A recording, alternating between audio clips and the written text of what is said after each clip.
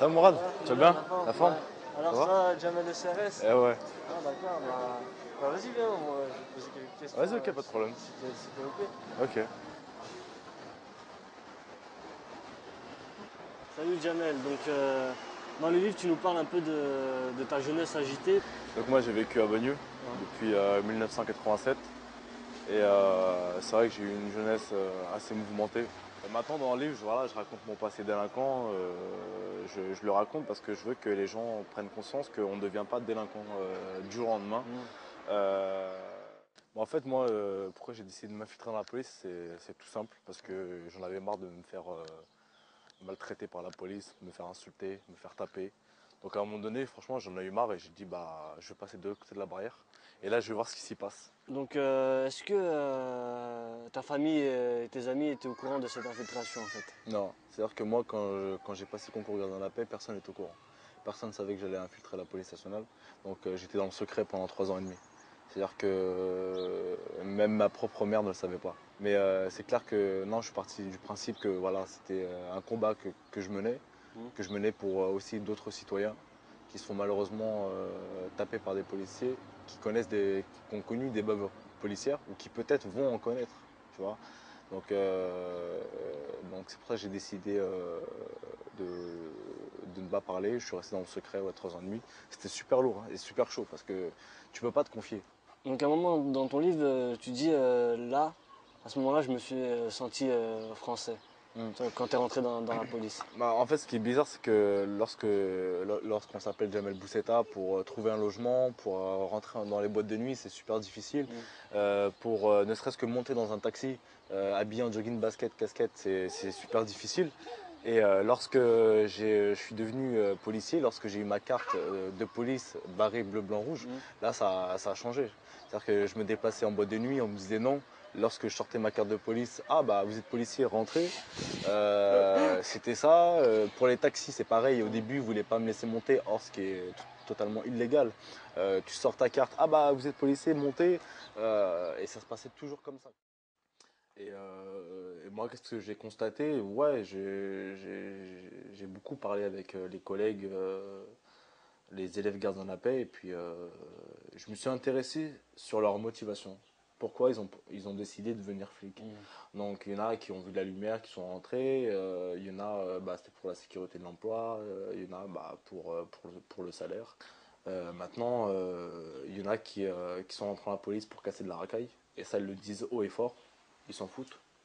Voilà, il y a des trucs comme ça qui m'ont choqué parce que je pense que lorsqu'on a postulé à l'emploi de gardien de la paix, on est là pour assurer la sécurité des personnes et des biens. On n'est pas là pour faire chier les citoyens. Donc je pense qu'on doit avoir deux casquettes. On doit faire de la prévention et on doit faire de la répression. Et il y en a qui étaient là uniquement pour faire de la répression. J'avais donné une interview dans le journal Le Point en dénonçant l'envers du décor de la police nationale et en dénonçant les conditions de rétention des retenus administratifs au palais de justice de Paris. Et à la suite de cette interview-là, c'est vrai ils m'ont très très vite identifié parce qu'il y avait des éléments qui ont fait que il pouvait y avoir que moi qui pouvait parler. Et puis c'est vrai que même si j'avais fait une interview à visage masqué, de profil on me reconnaissait. Donc, et sincèrement, moi personnellement je voulais pas me cacher. Hein. C'est les journalistes qui ont voulu masquer. Donc à la suite de ça, donc, ils sont venus à la maison pour m'emmener donc, à Place Beauvau et m'auditionner pour comprendre pourquoi j'avais fait ça. Donc lorsque je suis arrivé là-bas, ils ont voulu comprendre mes motivations et ce qu'ils m'ont reproché aussi, c'est le fait que, que je parle à quelques mois des élections présidentielles. Donc je n'ai tout simplement à dire que j'ai parlé avant, j'ai parlé pendant et je continue à parler après. Donc Sarkozy ou pas, en fait, voilà, maintenant il est président de la République, ça ne m'empêche pas de ne plus parler. Ils m'ont reproché d'avoir, on va dire, de connaître un politique. Euh, et ils pensaient que tout ça c'était manigancé, c'était pour nuire à l'image de Nicolas Sarkozy, que je faisais ça en fait. T'as eu des menaces ou quoi que ce soit? Des menaces, oui, j'en ai eu, des insultes, des petits mots dans la boîte aux lettres, ouais, des insultes, ouais, j'en ai eu. Par la Ouais. police ou l'IGPN? Alors c'est par des policiers, je suis quasiment sûr, parce que tu vois, tu sais, dans mon quartier, je connais tout le monde, Ouais. j'ai vécu avec eux, on a grandi ensemble. Voilà, maintenant, c'est pas les mecs du quartier qui m'ont fait ça c'est clair et net. Moi, je suis quasi sûr que c'est les fonctionnaires de police du commissariat de Bagneux. T'as pas voulu entamer une procédure ou Si, quoi que si, si, si, j'ai déposé plainte. Parce que moi, quand j'ai été mis en garde à vue le 21 février dernier, euh, je suis sorti du commissariat avec un traumatisme crânien, lombaire et cervical. Hmm. Donc j'étais hospitalisé. Et moi, ma question est de savoir pourquoi je suis sorti de ce commissariat-là, dans cet état.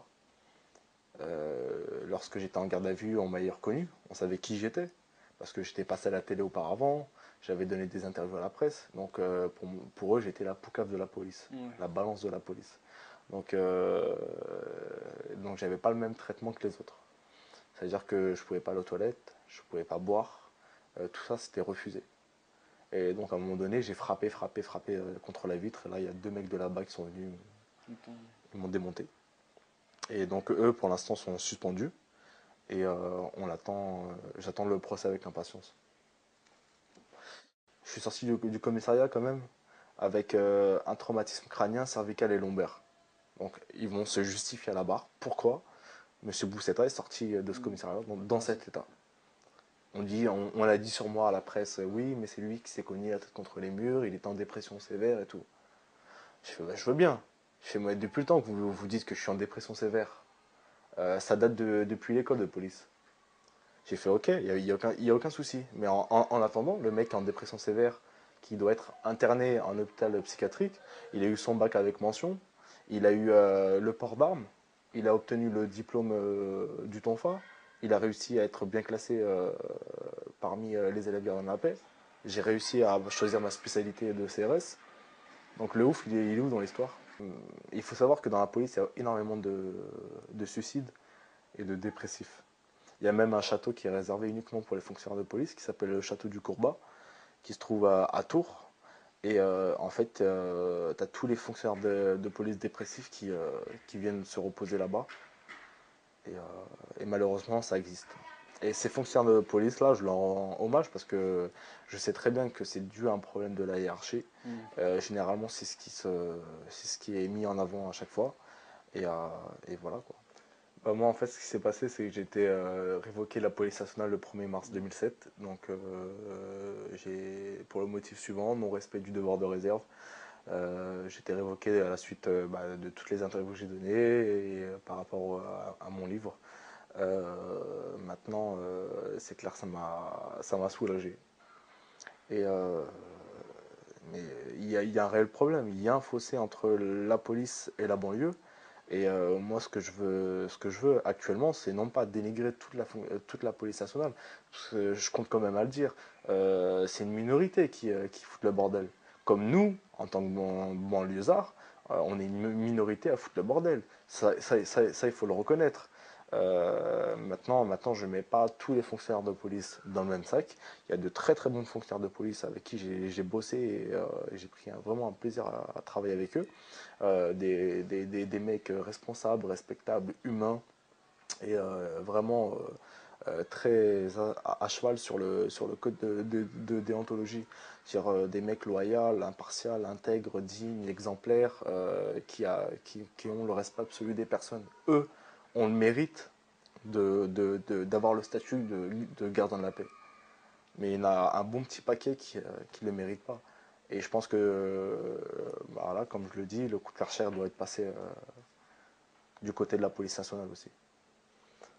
Comme je l'ai dit dans le bouquin, je rêve que cette bulle se perce, que je retrouve l'oxygène extérieur, que je retrouve mon identité. Et maintenant, je suis pas content, je suis plus fonctionnaire de police, je suis plus sous les ordres de Nicolas Sarkozy.